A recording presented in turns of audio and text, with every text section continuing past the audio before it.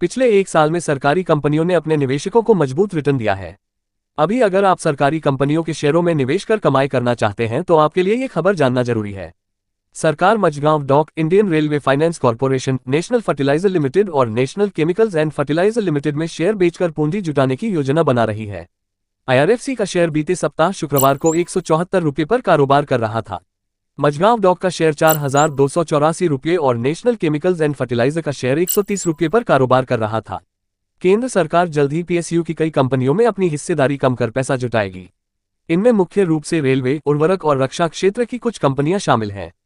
केंद्रीय बजट 2024 में विनिवेश का कोई प्रावधान नहीं था। हालांकि सरकार अपनी पूंजीगत प्राप्तियों को 50,000 करोड़ रुपए के करीब रखना चाहती है। सरकार की योजना आने वाले दिनों में आईआरएफसी में अपनी 11.36% हिस्सेदारी बेचकर 7,600 करोड़ रुपए जुटाने की है। आईआरएफसी का शेयर सोमवार 1 जुलाई 2024 को 0.75% की गिरावट के साथ 172.50 रुपये पर कारोबार कर रहा है। आईआरएफसी में भारत सरकार की 86.36% हिस्सेदारी है। कंपनी मुख्य रूप से भारतीय रेलवे के वित्तपोषण के व्यवसाय में है। 29 जनवरी 2021 को आईआरएफसी का शेयर 25 रुपये पर कारोबार कर रहा था। आईआरएफसी स्टॉक इस कम कीमत स्तर से 600% बढ़ गया है। मंगलवार 2 जुलाई 2024 को शेयर 0.31% बढ़कर 172 रुपये पर कारोबार कर रहा था।